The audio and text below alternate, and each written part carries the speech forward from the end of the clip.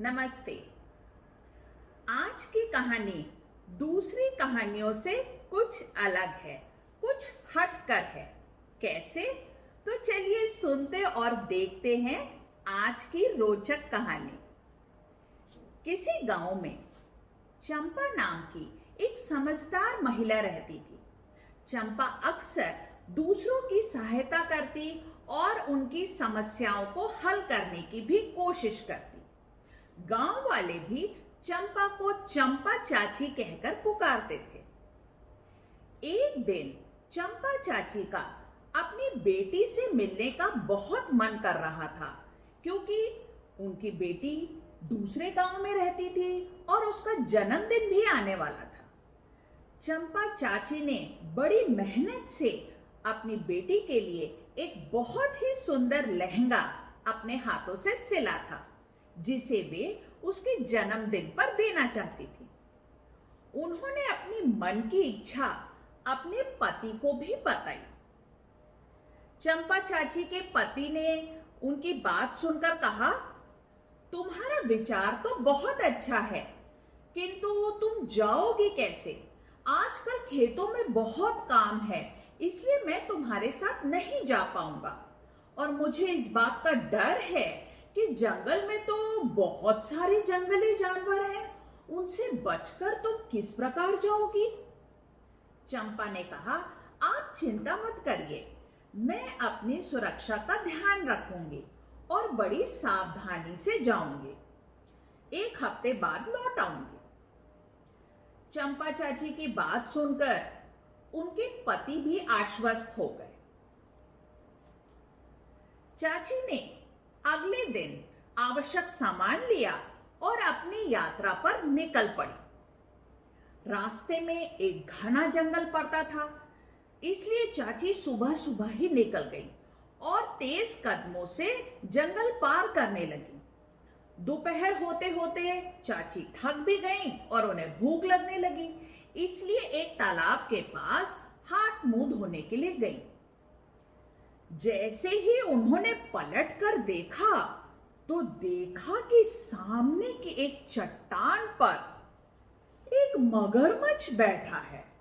मगरमच्छ ने चाची को देखा और कहने लगा, वाह वाह, क्या बात है, आज तो भोजन खुद ही चलकर तालाब के पास आ गया है। अब मैं तुम्हें मजे से खाऊंगा। मगरमच्छ की बातें सुनकर चाची के होश उड़ गए, लेकिन फिर उन्होंने हिम्मत बांधते हुए कहा, अरे मगर भाई, कैसे हो? बहुत दिनों बाद दिखे, और घर में सब कुशल मंगल है ना?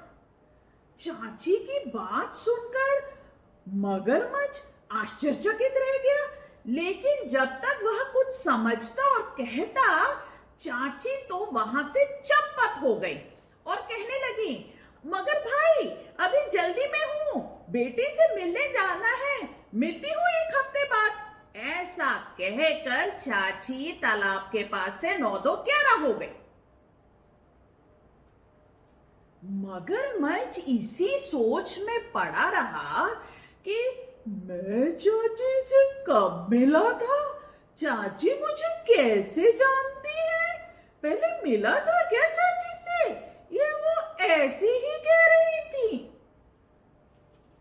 उधर चाची जल्दी जल्दी तेज कदमों से बेटी के गांव की ओर बढ़ रही थी। एक पेड़ के नीचे जब वे आराम करने के लिए बैठी और भोजन कर रही थी, तभी उनके सामने कौन आया? जी हां, एक बाघ। बाघ को देखकर चाची के हाथ पांव फूल गए। बाघ ने कहा, वाह वाह, क्या बात है, लगता है आज शिकार के लिए मुझे मेहनत नहीं करनी पड़ेगी।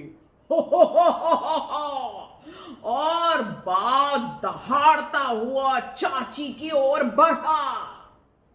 बाघ को देखकर चाची के हाथ पांव फूल गए, लेकिन फिर उन्होंने संभल कर कहा, जंगल के राजा को मेरा प्रणाम। आप कैसे हैं? अभी अभी मैंने आम खाया है, और आम तो आप खाते नहीं। मैं बेटी के घर जा रही हूँ, वहां से 1 हफ्ते के बाद लौट कर आऊंगी, तब आप मुझे खा लीजिएगा। ऐसा कहकर चाची वहां से भी चंपत हो गई। बाघ सोचता ही रह गया, चाची ने आम खाया था, मैं आम नहीं खाता, और असमंजस में पड़ गया। उधर चाची अपनी बेटी के घर सकुशल पहुंच गई। बेटी भी चाची को देखकर बहुत खुश हो गई और उन्हें गले से लगा लिया। दोनों ने मिलकर बेटी का जन्मदिन मनाया।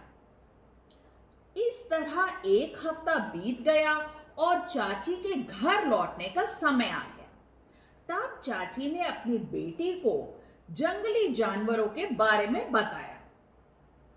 दोनों ने मिलकर एक उपाय सोचा। बेटी लोहार के पास से एक बड़ा सा ड्रम ले आई, जिसमें छेद थे। उसने ड्रम चाची को दिखाया और कहा, मां, इस ड्रम में बैठकर आप सकुशल घर पहुंच जाएंगे। बस ध्यान रखिएगा कि आप इस ड्रम से बाहर ना आए। चाची को यह उपाय बहुत अच्छा लगा और चाची ड्रम के अंदर छिप गई। ड्रम लुढ़कता जा रहा था, लुढ़कता जा रहा था, और लुढ़कते लुढ़कते उसी शेर के पास जा पहुंचा। शेर ने कहा, ये ड्रम कहां से आ रहा है? आज तो चाची को लौटना था, चाची की जगह ये ड्रम। ड्रम के अंदर से आवाज आई, वनराज को ड्रम का प्रणाम। मैं आया हूं आपको चाची का संदेश देने। अचानक चाची को कोई आवश्यक काम आ गया, इसलिए वे आज नहीं आ पाएंगे और अगले साल आएंगे। यह सुनकर बाघ ने सोचा, अगले साल आएंगे। ड्रम ने कहा, वनराज मुझे लुढ़का दीजिए, यही संदेश तो मुझे चाचा जी को भी देना है। बाघ सोच विचार करता रहा, लेकिन उसने कहा, ठीक है, और ऐसा कहकर ड्रम को लुढ़का दिया। ड्रम लुढ़कते लुढ़कते एक चट्टान से जा टकराया, और चट्टान पर आपको पता है कौन सो रहा था? वही मगरमच्छ। जब ड्रम मगरमच्छ से टकराया तो मगरमच्छ की नींद खुल गई और उसने कहा, हाँ, ये ड्रम कहां से आ गया? आज तो चाची को आना था। ड्रम के अंदर से आवाज आई, चाची अगले साल आ पाएंगी, उन्हें कोई आवश्यक काम आ गया है। यह सुनकर मगरमच्छ मुस्कुराया और अपने दांत दिखाते हुए कहने लगा, मुझे बेवकूफ समझाएंगे? ड्रम भी कभी बोलते हैं। यह सुनकर ड्रम के अंदर से आवाज आई, लेकिन चाची तो बोलती है ना। ऐसा कहकर ड्रम बड़ी तेजी से लुढ़कने लगा और चाची ड्रम को लुढ़काते लुढ़काते लुढ़काते सकुशल अपने घर पहुंच गई। तो इस तरह दोस्तों, अपनी समझदारी से चाची ने अपनी जान जंगली जानवरों से बचा ली। आशा है यह कहानी आपको मजेदार लगी होगी। तो जल्दी से चैनल को सब्सक्राइब, लाइक और शेयर करना ना भूलें। मिलते हैं अगले स्टोरी वीडियो में फिर एक नई कहानी के साथ। तब तक के लिए कहानियां सुनते रहिए और सुनाते रहिए। धन्यवाद।